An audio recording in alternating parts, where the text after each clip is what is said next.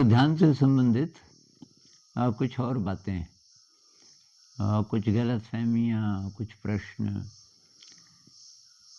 तो एक तो ये कि जो ब्रह्म मुहूर्त में नहीं उठ सकता, 3 से 6 को माना गया है ब्रह्म मुहूर्त सुबह। इस बीच जो नहीं उठ सकता, तो क्या वो ध्यान नहीं कर सकता? तो ऐसा नहीं है। अभी आपके पास जो भी सूटेबल समय है, आप उसमें शुरू कर दो। तो हो सकता है कि रात बहुत देर में सोते हों किसी कारण, कईयों की नाइट ड्यूटी होती है, रात की शिफ्ट होती है, तो वो कैसे उठेंगे ब्रह्म मुहूर्त में? तो जब भी आपके पास समय है, तो वहाँ से आप शुरू करो। ब्रह्म मुहूर्त तो आइडियल है ना, और वो तब है जब उस ज़माने में ये नहीं था कि रात की शिफ्ट भी है जी। ये तो इंडस्ट्रियल रिवॉल्यूशन से आया है ना, पिछले 300 सालों में वो पुरानी चीज़ें सब गड़बड़ा गई, क्योंकि पूरी दुनिया ही बदल गई। तो ये कभी भी समय आपको मिले। और ये बुद्ध का जो सतिपट्ठान सूत्र है, उसमें तो कहते हैं कि धीरे धीरे धीरे पूरे जीवन में इसको फैलाना है। तो हर समय और हर जगह अभ्यास हो जाए आपको।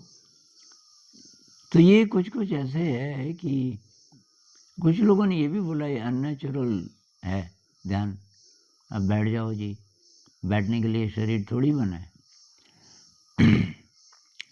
तो ये वैसे ही है जैसे कि अब बच्चा 4 टांग पे चल रहा है, मतलब हाथ का पैर दोनों का यूज़ कर रहा है अभी। मान लीजिए कि 8 महीने का, 9 महीने का, अभी 2 टांग पे बैलेंस करना नहीं सीखा। और तो वो बच्चा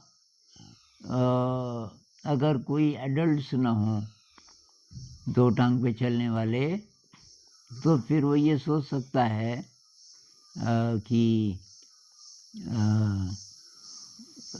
वो ये सोच सकता है, कोई उसको बोले कि भाई 2 टांग पे भी चल सकते हैं, तो बोलेगा ये अननेचुरल है, क्योंकि उसने देखा नहीं। लेकिन हम सब सीखे 2 टांग पे चलना। तो अब आप ये बताओ, वो जो 4 टांग पे चलना नेचुरल है कि 2 टांग पे चलना? अब हम क्या बोलेंगे? तो हम बोलेंगे वो स्टेजेस हैं, उस स्टेज पे बच्चा है, उसकी मांसपेशियाँ अभी तैयार नहीं हुई, तो टाइम लगेगा। लेकिन जब हम सीख जाते हैं 2 टांग पे चलना, तो फिर ऐसा होता है कि हम भूल गए जी, किसी दिन फिर 4 टांग पे शुरू कर दिया कि जी सीख तो गए थे 2 टांग पे चलना, बीच-बीच में भूल जाते हैं। भूलते हैं हम कभी? कभी नहीं। ऐसे ही ध्यान वालों का होता है। जब मेडिटेशन ज़िंदगी में रच बस जाता है, तब हर समय आपको अवेयरनेस थोड़ा बहुत रहती है। अब अनअवेयर रहना वो अननेचुरल हो गया। ध्यान में ना रहना वो अननेचुरल हो गया। तो बहुत सारे लोग बोलते हैं ना कि प्रासंगिक नहीं है, ये रेलेवेंट नहीं है आज के ज़माने में, ये कब की बातें हैं, बुद्ध 2500 साल पहले की बात इत्यादि। ये दरअसल अब और भी ज़्यादा रेलेवेंट है। अब लोग ध्यान नहीं करेंगे और ज़िंदगी स्ट्रेसफुल होती जा रही है, मेंटल डिसऑर्डर बढ़ते जा रहे हैं, अब तो और भी ज़्यादा ज़रूरी है। तो ये हुआ कि ध्यान ज़्यादा नेचुरल है, लेकिन वो तब जब आप सीख गए। मैं एक और उदाहरण देता हूँ, तितली और कैटरपिलर का। तो तितली का शरीर पहले कीड़े जैसा होता है, आपने पढ़ा होगा किताबों में, पहले अंडा होता है और तो ऐसा वाला कीड़ा जो ऐसे चलता है, उसको बोलते हैं कैटरपिलर। तो वो जो कैटरपिलर है, उसके पंख नहीं है। अब उसने कोई तितली ना देखी हो, तो वो सोचेगा यही है ज़िंदगी, ज़मीन पर रेंग के चलना है, और पत्ते पुत्ते खाने हैं, बस ज़मीन पे ही रेंगते रेंगते मर जाना है, यही है हमारी ज़िंदगी। लेकिन उसको पता हो कि मेरे अंदर पंख पैदा करने की क्षमता है, मैं कुछ करूं तो क्या करना पड़ेगा? तो ककून बनाता है। ककून का मतलब अपने ही शरीर से एक प्रकार पहले जगह ढूंढता है, वहाँ से लटक जाता है किसी पेड़ से, किसी चीज़ से, और अपने ही शरीर से कुछ धागा जैसा निकाल के लपेटता है, एकदम बंद हो जाता है और उस स्थिति में कुछ दिन रहता है, 5-7 दिन। उसके अंदर ट्रांसफॉर्मेशन होता है, उसके अंदर उसके पंख निकलने शुरू होते हैं, शरीर पूरा बदल जाता है और फिर वो पंख फड़फड़ा के उसको तोड़ता है, ककून की दीवार को। उससे पहले ही आप निकाल दोगे तो फिर मर जाएगा। वो अपने ही एफर्ट से पंखों से तोड़ता है उसको। तो पंख जब इतने पावरफुल हो जाते हैं कि वो टूट जाता है जो बाहर का आवरण है, तब ये तितली बाहर निकलती है और तितली आप कहीं भी उड़ सकती है आसमान में। ऐसे ही जब ध्यान का अनुभव हो जाता है काफ़ी गहरा, आसान नहीं है, इसको ज़िंदगी देनी पड़ती है। ये ऐसा नहीं है कि आप बाकी ज़िंदगी तो उसी तरह जीते रहेंगे गड़बड़ ढंग से, और इधर से ध्यान भी करते रहेंगे, तब सफल नहीं होंगे। ध्यान का मतलब आप जीवन का ये जो नया डिमेंशन है, बस इसमें जाना चाहते हैं, इसमें इस्टेब्लिश हो के संसार में आराम से रह सकते हैं। ये नहीं कि संसार से कट जाएंगे, लेकिन आपका स्टाइल अलग होगा। और तो ये काफ़ी कमाल की एनालॉजी है, इसको आप लागू कीजिए अपनी ज़िंदगी में कि मैं क्या कहना चाहता हूँ।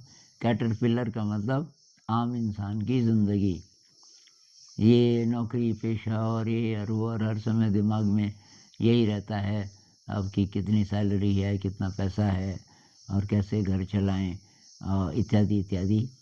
और ये दौड़, मतलब ये चूहा दौड़, इसमें सब लगे हुए हैं। दूसरा जो डिमेंशन है ये अध्यात्म वाला, ये मिसिंग है ज़्यादातर लोगों की ज़िंदगी से, और इसलिए पूरी दुनिया में भी गड़बड़ है, परिवारों में गड़बड़ है, वो एनर्जी ही नहीं है। तो वो एनर्जी जब होगी तो आपके अंदर, किसी ने ये भी बोला कि ये तो नेचुरल है ना, गुस्सा है, दुख है, कोई मर गया तो रोना आता है। अब ध्यान वाले बोलते हैं गुस्सा नहीं आता जी हमें, कोई मर भी जाए तो हम रोते नहीं हैं। तो ये क्या है? तो दरअसल ऐसा है, ये लोअर इमोशन है, नेचुरल जिसको आप बोल रहे हो ना, लोअर नेचर है। ये कैटरपिलर की ज़िंदगी है एक तरह से। आप समझ रहे होंगे मैं क्या कह रहा हूँ। गुस्सा और सारे जो नेगेटिव इमोशन है नेचुरल हैं, लेकिन लोअर नेचर जो एनिमल पास्ट है ना, एनिमल का क्या होता है?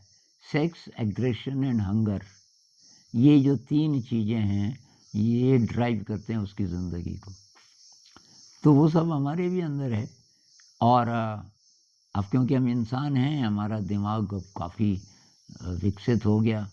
दिमाग में कितने 80 बिलियन से ज़्यादा सेल्स हैं, जिसमें से ये 12 या 14 अरब बिलियन सेल्स थिंकिंग सेल्स हैं। तो बहुत ज़्यादा पावरफुल है। तो उसके कारण ये लिस्ट बढ़ गई। अब नेगेटिव इमोशंस बहुत सारे जो एनिमल नहीं कर सकते एक्सपीरियंस हम करते हैं, इनकी लिस्ट बहुत बड़ी है, जिसको रफली राग और द्वेष हेडिंग में हम बोल सकते हैं, लेकिन बहुत ज़्यादा। तो उदासी, खीज, आक्रोश, निराशा, हताशा, फ्रस्ट्रेशन, एंजाइटी, ये जितने हैं और जितने मेंटल डिसऑर्डर हैं उनसे जुड़े हुए इमोशन, ये सब है नेचुरल, लेकिन ये लोअर नेचर है। 4 टांग पे चलना 9 महीने के बच्चे के लिए नेचुरल है, लेकिन जब 20-25 साल का हो गया उसके लिए नेचुरल नहीं है। आप ऑफिस जाने लग गए सड़क पे 4 पैर से, सब लोग हंसेंगे, इसको क्या हो गया, क्योंकि अब वो नेचुरल नहीं माना जाएगा। अब 2 टांग पे जब आप सीख गए तो हायर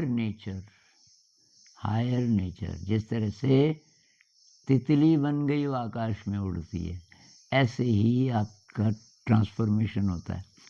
अब आपके अंदर वो इमोशंस आएंगे जो आमतौर पे लोगों में नहीं होते। क्या? कंपैशन, सबके लिए करुणा, बहुत ज़्यादा सेवा का भाव, मैं कैसे सेवा करूं दूसरों की, देने का भाव, स्वार्थ खत्म हो जाएगा। आपको कुछ नहीं चाहिए, आप तो मालामाल हो गए, आपके अंदर ऐसी शक्ति आ गई और आप ही के अंदर है वो शक्ति, बाहर तो है नहीं, ये पता चल गया। तो आपके अंदर ये इमोशंस होंगे, दूसरों की मदद करना, तो कंपैशन है, ग्रैटिट्यूड है, ह्यूमिलिटी है, ये दान करने की इच्छा है, ये पैदा होंगे। और जब ये पैदा होते हैं उसको हम नेचुरल बोलेंगे।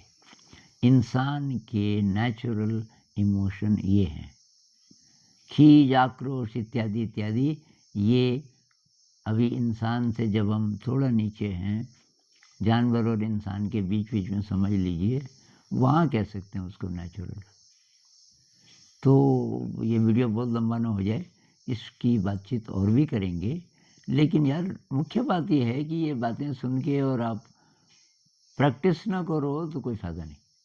तो ध्यान का ज़रा अभ्यास करना शुरू करो, आपको बहुत सारे उत्तर खुद मिल जाएंगे। और ये जो भ्रांतियाँ हैं ये तभी होंगी दूर जब आप उसमें जाओगे। अब कबीर साहब कहते हैं ना कि जिन ढूंढा तिन पाइया, गहरे पानी पैठ। गहरे, अब तैरना सीखना तो गहरे पानी में जाना ही पड़ेगा। मैं बपुरी डूबन डरी, रही किनारे बैठ। अब जब आप बूढ़े हो जाओगे तब तो ध्यान होता नहीं, और तब पता चला आपको भाई ये तो मिस हो गया। अब तब आप हताश होके बोलोगे मैं किनारे बैठा रहा, मुझे पता भी था, मैंने देखा भी कि कुछ कुछ लोग तैर रहे हैं, सीख गए, मैं डर गया, नहीं बढ़ा आगे से। तो पानी में तैरना सीखना है भाई तो रिस्क लेना पड़ेगा। रिस्क कुछ नहीं, पर शुरू में बहुत डर लगता है कुछ लोगों को। तो आज इतना ही, नमस्कार।